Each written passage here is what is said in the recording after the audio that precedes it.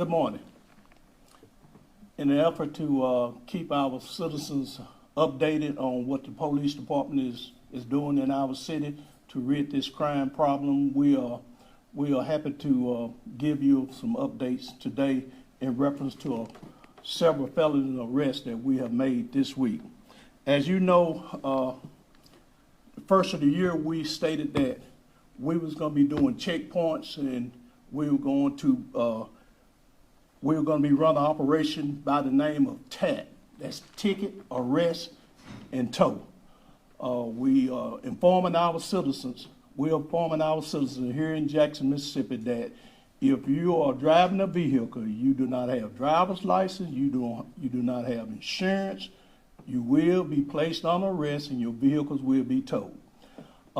Just to give you an update on some of the individuals that we arrested so far this week, on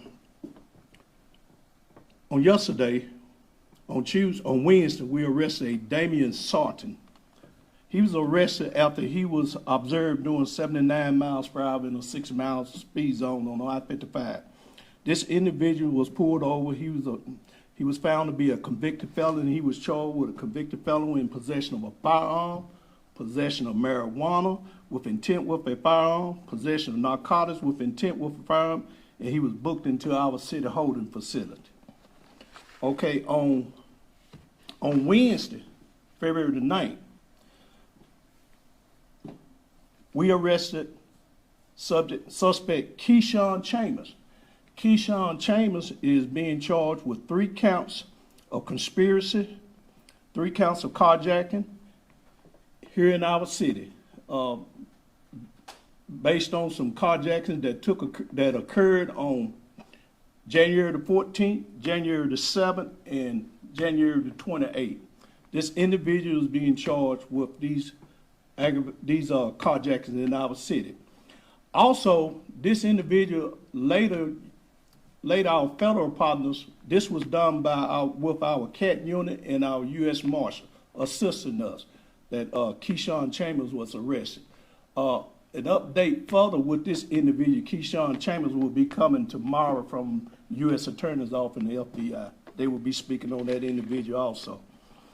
Also, I just want to let you know that on Monday, Antrea Johnson, he was arrested for murder of Kevin Taylor. This occurred in December the 13th of 2021 at the 301 Elton Park Road at the Mid-South apartment, you know, the old Elton Park apartments. So this individual was arrested on Monday. Jerry Jeffco, he was charged with 2 counts of aggravated assault, shooting into an occupied dwelling. An incident occurred at 1713 Dewey Street.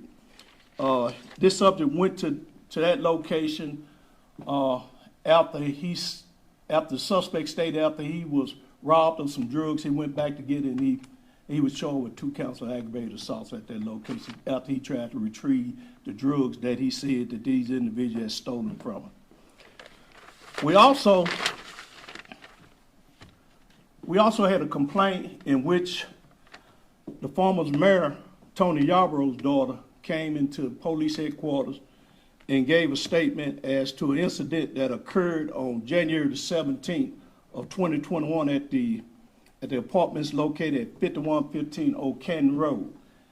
On that date, the suspect, Jermazio Aldrich, he was arrested for 2 counts of home invasion and 1 count of aggravated assault. What he done, he came to that location, he kicked in the door, he fought her new boyfriend, and then he kicked the door in a second time, and at that time he discharged a weapon inside the apartment. So he was charged with 2 counts of home invasion, 1 count of aggravated assault. Where was he arrested at? I don't have the exact location where he was arrested, but the incident occurred at 5115 Old Canton Road. Okay. The next subject, Jazarus Wade. This incident occurred at Timber Bridge apartment on September the 14th of 2021. We had a warrant out for his arrest. He shot up his girlfriend's apartment, and 1 bullet penetrated the wall and it struck the female victim in the leg. At that time, she was pregnant. So we had a warrant out for his arrest. He was arrested on Tuesday, February the 8th, 2022. The next individual, Robert Gaskin, he was arrested for armed robbery of an individual that occurred on February the 6th, 2022 at the location of 3450 Albemarle Road. This individual was arrested on Tuesday. The next individual that was arrested was Rosemary Hinton. She's a 59-year-old black female. She was arrested for stabbing her boyfriend multiple times at that location on Tuesday, February the 8th at 3031 Lakewood Drive. So that is an update to let the public know that we are making several felony arrests. We are putting individuals in jail. We are trying to make this city safe. We want you to be aware that the police department is out there. Not just daytime, not just the Bravo shift, not just the Charlie shift, the Alpha, Bravo, and Charlie. If you run into a roadblock, if you are stopped and you do not have driver's license, you do not have insurance, you will be placed on arrest and your vehicle will be towed. Is it both or just one or the other? One or the other. You're supposed to have driver's license if you're going to drive a vehicle. You're supposed to have valid driver's license if you're going to drive a vehicle. You must have liability insurance, at least for insurance coverage. So whether they have driver's license or not, the insurance? Going to jail. Vehicle going to be towed. No exceptions. So this has been a lot of arrests made this year. How are y'all guys accomplishing this? We accomplishing with we have committed ourselves as an agency to use our manpower that's available to set up checkpoints and then doing through our routine patrolling, if we come across individuals that we're looking for, they will be placed on arrest. If you're driving a vehicle and you don't have no insurance, you don't have no driver's license, your vehicle will be towed and you will be placed on arrest. There's no exceptions.